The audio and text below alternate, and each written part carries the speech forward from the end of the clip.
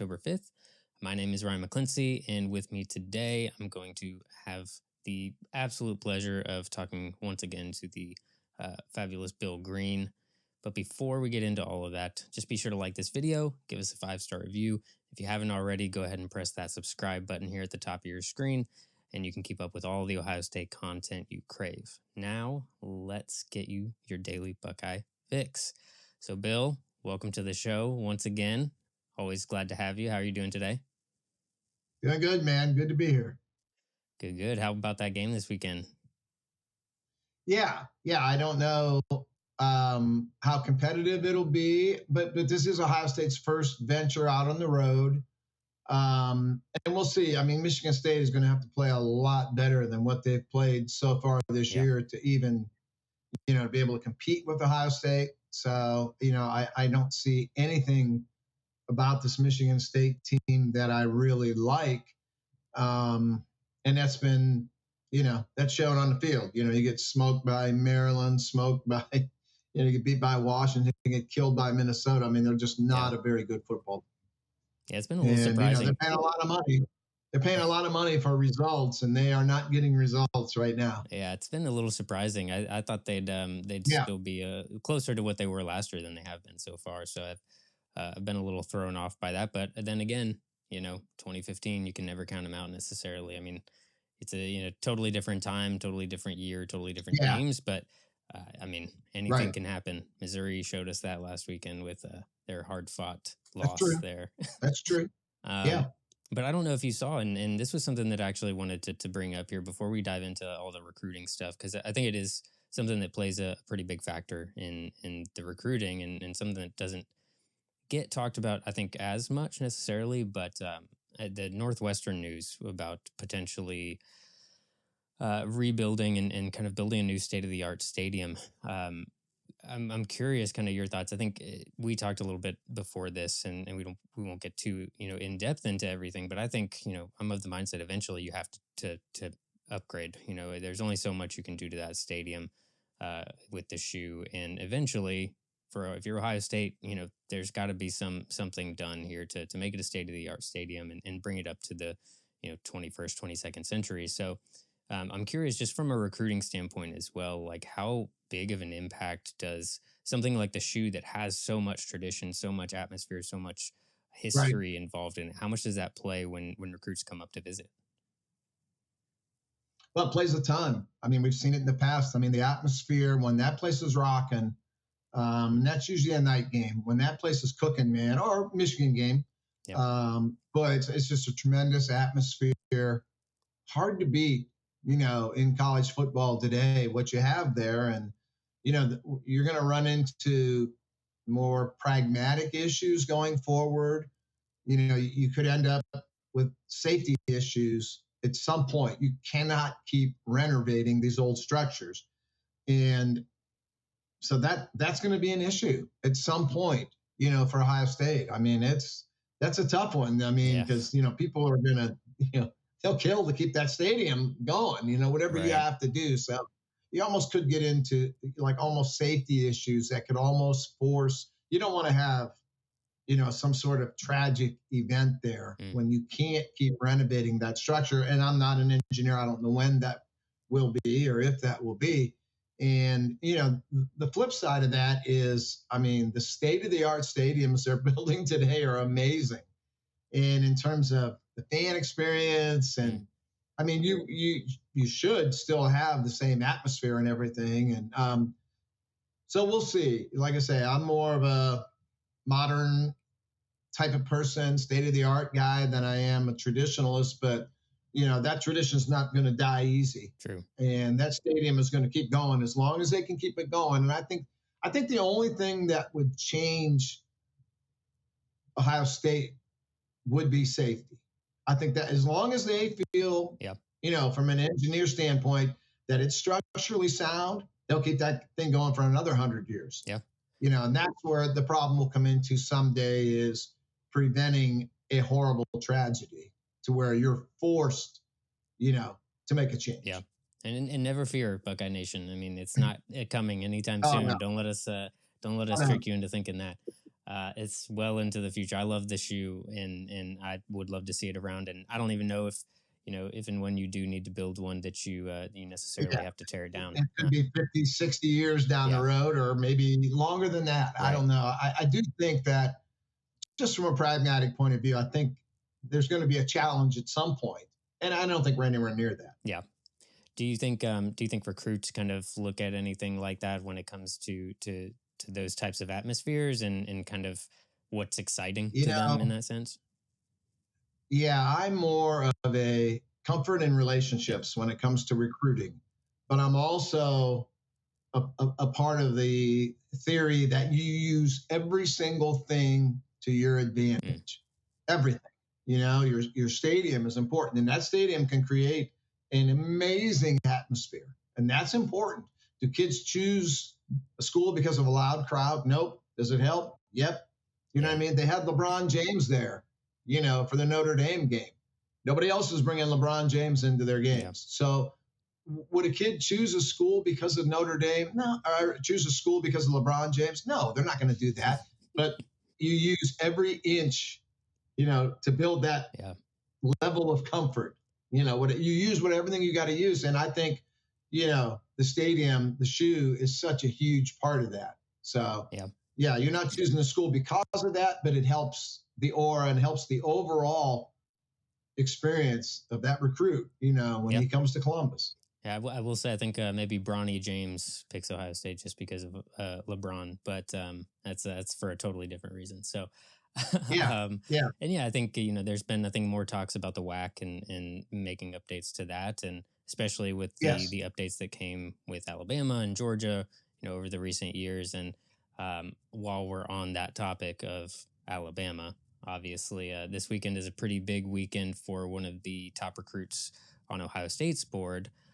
So curious your thoughts, Keon Keely, this weekend's visit to Alabama. How do you see that going down? Anything we should kind of be on the watch for as that Yeah. visit takes I, place? I would watch for A&M dominating Alabama and beating them up really good, and Nick Saban being in a horrible mood, and he snaps at Keon Keeley when he visits with him on Sunday morning. That would help, Yeah. So we'll see. I mean, I know a lot of people really feel like, if you look at the crystal ball and some very respected guys, that are involved in that, sure have their pick in on Keon Keeley to Bama.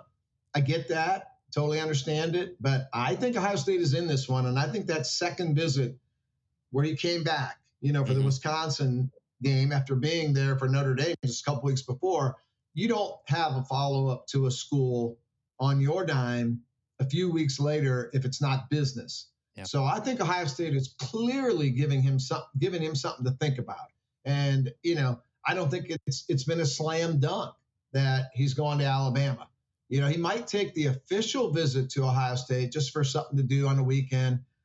I get that part, but you don't come back a couple weeks later for an unofficial on your dime unless there's a high level of interest there. So I think Ohio State is in position to win this one. Ohio State does those official visits as well as anyone in America. So does Alabama. Yep. They know what they're doing there. It's not a hobby for those boys down in Tuscaloosa. They know what they're doing. So we just got to see, what this visit does for Keon Keeley, how it resonates with him. I think we're going to get a decision out of him fairly soon. I think we'll know by the end of the month. I think we'll see a public commitment. We just got to see how this Alabama visit resonates with him. He will have two clear visions of how people see him, how they're going to use him, how they're going to develop him. And then it's up to him to decide where the best place for him. Where does he feel the most comfortable? Where are the best relationships? And I love where he's at with Larry Johnson. I know there's a high level of respect there. So, for Ohio State, you're competing against the best right now. You're not fighting Michigan State and Purdue for this kid. You're fighting Bama. Okay, Mm-hmm. so you're in the deep water right now. But I think this is one Ohio State can win, and we just have to see. Yeah. See how this visit for Keon Keeley, how does this shape how he sees his future as compared to how he sees Ohio State? And I know he views Ohio State with very high interest right now. Yeah, I know it's less than ideal to have a highly touted recruit visiting Alabama at any stage. If they're looking seriously at Ohio State, and especially before so quickly before a potential decision. But it's Yeah. been talked about on the boards, and we've beaten him before. I mean, Sure. And national cycles. I wanted to add that too, that, Brandon Innes committed to Ohio State very shortly after an official visit to Alabama. And when he looks at each wide receiver room, I would think he has to think that he's got a faster path to the field at Alabama. He'd probably start for them right now Yeah. than he does at Ohio State with, Ibuka and Harrison returning next year, the four freshmen there now. So, Ohio State, like you said, they can win these things and they do win these things. And we only have to look back to last summer when they landed Brandon Innes shortly after an Alabama official visit. Yep. And just for safety reasons, though, um, let's go ahead and just root for a Texas A&M win. And not that we weren't rooting for that already, but let's just go ahead and put that on the books there. Texas A&M win would bode well for the good guys in this case. It sounds like just put Nick in a bad mood. I'm all for it. All for it. I mean, he's generally seems to be not in a super ecstatic mood most of the time, but a worse. He'll be real ecstatic Sunday morning when he meets with Keon Keely. That he'll be very ecstatic. Yes, believe me. Yes. And there was one other, question that I've seen pop up on the boards. I think it was mentioned that there had been some communication back from Dijon Johnson with Ryan Day, and the ball was kind of in his court. I was just curious if you had any updates on that, or if there had been any traction on potential conversations going on. Yeah, definitely. There has been open communication, and I think this ball is clearly in Ohio State's court right now. I think if Ryan Day were to call Dijon Johnson tonight and say, "Come back into the class. We want you. We love you," I think it would happen. Dijon would commit back in tonight. Would it last? I don't know. And that's the rub right now. You know what I mean? When your girlfriend or wife says she doesn't know if she wants to be with you anymore, and she moves out of the house and she's gone for a couple months and sees some other guys, and then comes back to you and says, "You know what? I've changed my mind. I think I want back in the house." Okay. That's this, and that's where we're at right now. Ryan Day, I think what Ohio State wants happen to right now is to have Dijon kind of stay away from the other schools, start calling us more often. Let's rebuild that relationship. Okay. And let's both of us get a lot more comfortable that we want you, you want us, and this is going to work out. Nothing has to be decided now. We've got a long way till December, but I think that's where it is right now. I think Ohio State is looking to be able to trust Dijon again. Gotcha. Okay. That he's not going to commit. We take the commitment tonight, and then in 2 weeks he visits Bama. I think that's where it is right now. I think the trust has to be built back up to where Ryan Day feels comfortable, taking Dijon Johnson. And the one thing you can say about Ryan Day since he's been at Ohio State, man, he's had a really good lead on how to bring in ultra talented guys that don't cause issues. Ohio State has very few, problem children and issues, very few under Ryan Day. For the most part, he's taking great players who are great kids. And that's not to say that Dijon is not a great kid, because everything I've been told about him is that he's a great kid. But, a few months ago, he was undecided about where he wanted to be. So, and that's where it is right now in a nutshell. I think he has to really, rebuild that trust. Yeah. That Ryan Day believes that, hey, you're going to commit to us tonight or tomorrow, and that's going to be the end of your recruitment. You're with us. Yeah. So that's where I think that is right now. All the trust in the world in Ryan Day and this staff and what they've been able to do. Yeah. And if that's the decision, then I'm 1,000% behind it. Would love to see him in the class, but at the end of the day, I understand both sides, kind of where you're coming from, and full faith that at the end of the day it'll be for the best for both. And fingers crossed it's more towards our side. But I guess so in that sense then too, do you see that one kind of ending at the early signing period, and same for Keon Keely?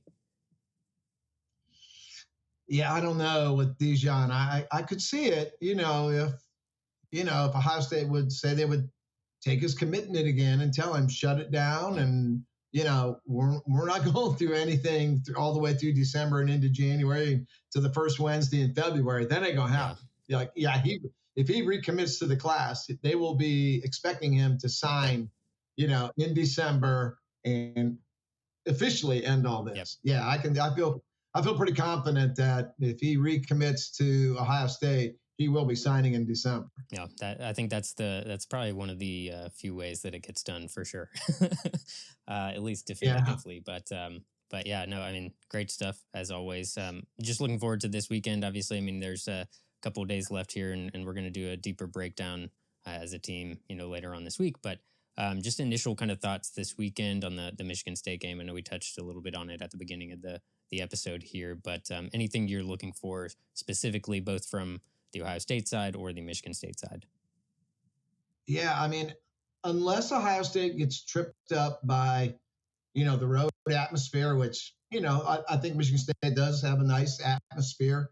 And unless they kind of get, I don't know, kind of fall apart a little bit by the first road game, this game should not be close. I mean, I can't see anything that Michigan State does well. Okay, last year they were probably the worst pass defense in America, and I don't think they're that much better this year. So they're still terrible pass defense. I don't think they stop the run all that well. So if you can't stop the run and you're terrible against the pass, you're going to give up a lot of points, and then you've got to be in a shootout, which I don't think they can get into a shootout. I don't think they throw the ball all that well. I don't think they run the ball all that well. I just don't see an average football team out of Michigan State. I think they're a below average football team. And I think losing to Washington, losing to Maryland, getting absolutely demolished by Minnesota, I think it shows that. And the stats bear that out too. I just, unless Ohio State really comes in with a D- performance and the crowd kind of gets to them and first road game gets to them, I see no way this thing isn't a blowout. I just don't think Michigan State has enough talent, to really threaten Ohio State. Yeah, and there's very few teams that can get into a shootout with this Ohio State team and be successful with it. Right. So definitely doesn't bode well if that is the case. I think you definitely need a vastly improved performance from Michigan Deproved, I don't even think that's a word, but a vastly worse performance out of this Ohio State team for them to have an actual shot at pulling off the upset. And if it's like anything last week, you were pretty spot on with your Rutgers predictions there. So I trust your insights pretty much to a T. So if that's how it's going down, that's how it's going down. And Bill Green said so. So that's gonna do it for us here today, Bill. Thank you as always. It's a pleasure having you on. And again, thank you for your insight. Thank you for the information. Looking forward to having you on again. Anytime you need me, I'm here, man. Awesome. Well, like I said, that's going to do it for us here at The Scoop. Thank you, as always, for listening, Buckeye Nation, and or watching. For more great Ohio State content, be sure to download, like, and subscribe to the Morning Scoop podcast, available wherever you listen to podcasts, and to our YouTube channel for updated video and additional content that you won't find anywhere else. Of course, all of this and so much more is always available at BuckeyeScoop.com, including our Ask the Insiders board, where you can talk to Bill Green himself, often running Thursday chats as well as additional chats throughout the week. So feel free to jump on there, where you can join the incredible community of Buckeye fans on the most premier site for all of your Buckeye needs. I'm your host, Ryan McClincy, and until tomorrow, go Bucks. Yeah.